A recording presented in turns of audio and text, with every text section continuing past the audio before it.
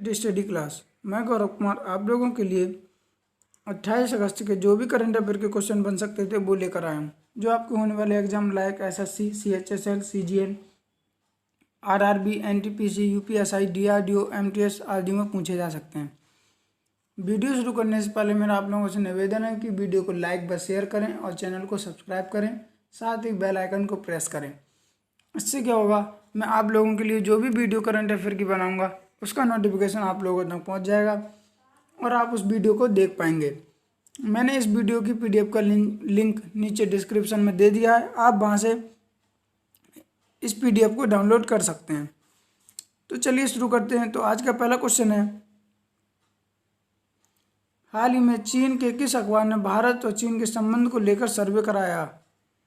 क्या चीन के कौन से अखबार ने भारत और चीन के संबंधों को लेकर सर्वे कराया था? तो उसका आंसर है ग्लोबल टाइम्स। क्या ग्लोबल टाइम्स, यह चीन का एक सरकारी अखबार है। इसने हाल ही में एक सर्वे कराया था जिसमें भारत और चीन के संबंधों को लेकर सर्वे कराया था। इसमें क्या हुआ था, इस ग्लोबल टाइम्स ने लगभग 2000 लोगों में, कितने 2000 लोगों में सर्वे कराया और चीन के जो 10 बड़े शहर हैं जैसे बीजिंग, वुहान, शंघाई आदि जो शहर हैं उनमें लगभग 2000 लोगों के में इस सर्वे को करवाया था।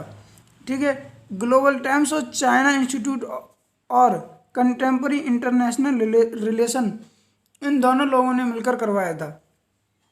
इसमें ग्लोबल टाइम्स के सर्वे में क्या हुआ, इसमें कहा गया जो चीनी लोग हैं उसमें 51% मोदी सरकार को पसंद करते हैं। कितने? 51% लोग जो मोदी सरकार है उसे पसंद करते हैं। बकाया लोग, जो बचे लोग, भारत के विरुद्ध सैन्य कार्रवाई को सही मानते हैं। क्या? भारत के विरुद्ध सैन्य कार्रवाई को सही मानते हैं। अच्छा, जो मोदी जी को पसंद करने वाली बात थी, इस न्यूज़ को दोपहर के बाद हटा दिया गया।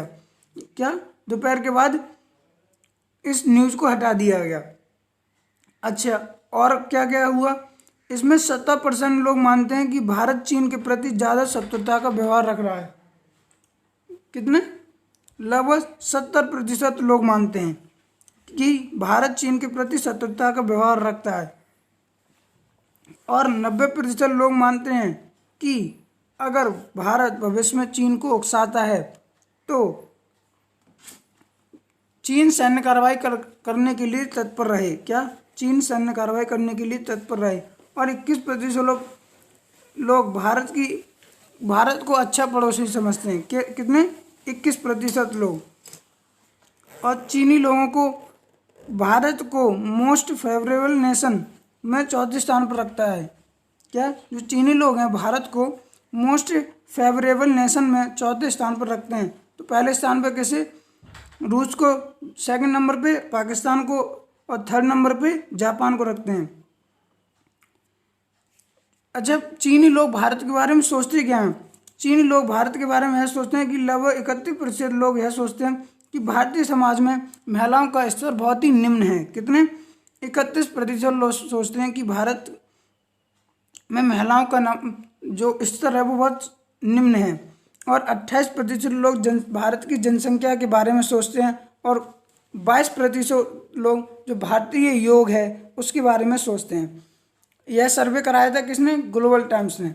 उम्मीद है आप लोग ये क्वेश्चन को समझ पाए होंगे। तो चलिए आगे बढ़ते हैं। अगला क्वेश्चन है,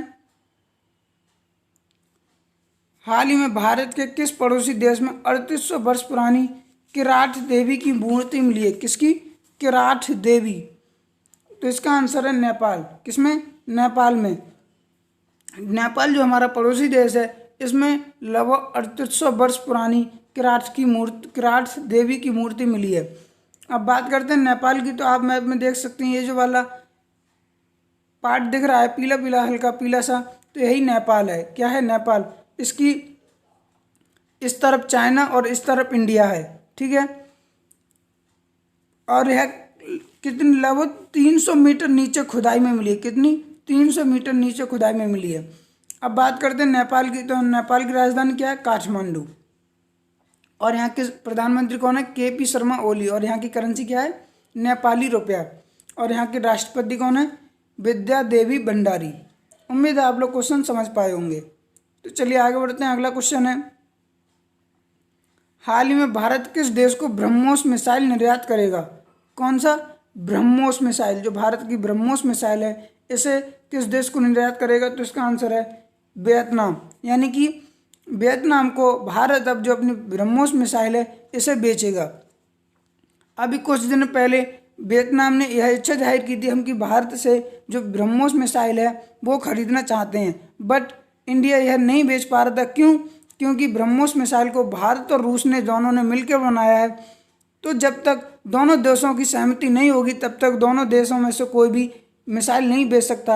अब इसके लिए रूस ने सहमति दे दी है कि भारत भी ब्रह्मोस मिसाइल को बेच सकता है। यानी कि रूस और भारत की 50-50 हिस्सेदारी थी इस ब्रह्मोस मिसाइल को बनाने में। तो इस वजह से जब तक रूस नहीं चाहता कि ब्रह्मोस मिसाइल को बेचा जाए या बेचा जाए तो तब तक यह नहीं बेच सकते थे, बट अब रूस ने इसे अनुमति दे दी है। तो अब भारत ने वियतनाम को ब्रह्मोस मिसाइल निर्यात करने का निर्णय लिया है। अब बात करते हैं वियतनाम की।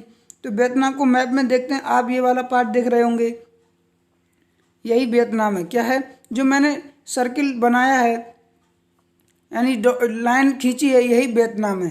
ठीक है, और यह किससे जुड़ा हुआ है? कंबोडिया, लाओस, चाइना, ठीक है, और म्यांमार, थाईलैंड, इन देशों से ये जुड़ा हुआ है। अब बात करते हैं वियतनाम की। तो इसकी राजधानी क्या है? हनोई। क्या? हनोई। और यहाँ की करेंसी क्या है? डोंग। क्या? डोंग। और यहाँ के पीएम कौन है? गुएन जुंग फुक। गुएन जुंग फुक। उम्मीद है आप लोग क्वेश्चन समझ पाए होंगे। तो चलिए आगे बढ़ते हैं। हाल ही में चीन ने किस देश को इलेक्ट्रॉनिक वाहन और बसें देने का निर्णय किया है? किसने? चीन ने। किस देश को? तो जो हमारा पड़ोसी देश है पाकिस्तान। किसे? पाकिस्तान को इलेक्ट्रॉनिक वाहन और बसें देने का निर्णय लिया है। दरअसल जो पाकिस्तान के विज्ञान और प्रौद्योगिकी मंत्री हैं उन्होंने चीन के साथ समझौता किया है कि वो हमारे देश यानी पाकिस्तान में आकर इलेक्ट्रॉनिक वाहन और बसें निर्माण करने की फैक्ट्री लगाए। क्या? विनिर्माण करने का प्लांट लगाए। ठीक है, पहले चरण में क्या होगा? इसमें पाकिस्तानी बाजार में ये जो इलेक्ट्रॉनिक वाहन और बसें हैं आएंगी। उसके पश्चात दूसरे चरण में यहाँ पर ही प्लांट लगाया जाएगा। ठीक है, अब यह समझौता किन किन के मध्य हुआ है? तो पाकिस्तान की जो देव एक्सप्रेस और चाइना की स्काई वेल, इन दोनों के मध्य यह समझौता हुआ है। उम्मीद है आप लोग क्वेश्चन समझ पाए होंगे। अब मैप में देख सकते हैं तो ये वाला जो पार्ट दिख रहा है यही क्या है? पाकिस्तान। इसकी इस तरफ अफगानिस्तान, ये इंडिया, ये तजाकिस्तान। ठीक है, यह है पाकिस्तान की राजधानी क्या है? इस्लामाबाद। और यहाँ के पीएम कौन है? इमरान खान। और यहाँ की करेंसी क्या है? पाकिस्तानी रुपया। उम्मीद है आप लोग क्वेश्चन समझ पाए होंगे। आगे बढ़ते हैं। हाल ही में अंतर्राष्ट्रीय बुकर पुरस्कार मारी के लोएस रिजनेक-वेल्ड ने जीता। वह किस देश से संबंधित है? किसने जीता? मारी के लुकास रिजनेवेल्ड ने जीता है। तो नीदरलैंड से। किससे? यह नीदरलैंड से संबंधित है। और इन्होंने मात्र 29 वर्ष की आयु में, कितने? 29 वर्ष की आयु में यह पुरस्कार जीता। और यह 29 वर्ष की आयु में यानी सबसे कम उम्र में जीतने वाली पहली महिला बन गई हैं, पहली महिला लेखक बन गई हैं। ठीक है, इन्हें किस पुस्तक के लिए यह पुरस्कार मिला है? तो इनकी पुस्तक है द डिस्कम्फर्ट ऑफ इवनिंग। क्या? The discomfort of evening. इस पुस्तक के लिए इन्हें अंतर्राष्ट्रीय बुकर पुरस्कार दिया गया है। इसमें पुस्तक में कहानी क्या है? तो इसमें एक नीदरलैंड के किसान परिवार की, ईसाई समुदाय के किसान परिवार की कहानी है। ठीक है, इस वजह से इन्हें यह पुरस्कार दिया गया है। आप देख सकते हैं फोटो में जो दिख रही हैं यही मारिके लुकास रिजनेवेल्ड हैं और यह सबसे कम उम्र की लेखक बनी है। उम्मीद है आप लोग क्वेश्चन समझ पाए होंगे। तो आगे बढ़ते हैं। अगला क्वेश्चन है, हाल ही में DLTA का नया अध्यक्ष किसे बनाया गया है? किसे? DLTA। तो इन्हें रोहित राजपाल को, किसे? रोहित राजपाल को नया अध्यक्ष बनाया गया। अब आप लोग सोच रहे हैं DLTA क्या है? तो DLTA की फुल फॉर्म है Delhi lawn tennis association, Delhi lawn tennis association. और जो बलराम सिंह है, कौन?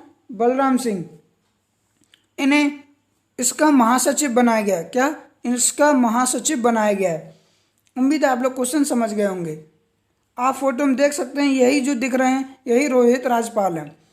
तो चलिए आगे बढ़ते हैं। अगला क्वेश्चन है, हाल ही में अंडमान निकोबार की कौन सी दुर्लभ जनजाति में कोरोना वायरस पाया गया है? कौन सी? अंडमान निकोबार की। तो जो ग्रेट अंडमानीज हैं, कौन? जो ग्रेट अंडमानीज जनजाति है उसमें कोरोना वायरस के जो व्यक्ति हैं, जनजाति के व्यक्ति हैं, उनमें कोरोना वायरस पाया गया है। ठीक है।